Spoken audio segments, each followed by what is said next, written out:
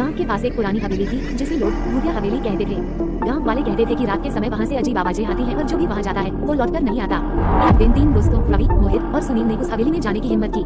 वे रात के समय वहां पहुंचे। अंदर अंधेरा और सन्नाटा था। हवेली में घुसते ही दरवाजे अपने आप बंद हो गए। अचानक सीढ़ियों पर कुछ सरसराने की आवाज आई, जैसे कोई उनके पीछे आ रहा हो। उनकी सांसें तेज हो गईं और दिल जोर जोर से धड़कने लगा।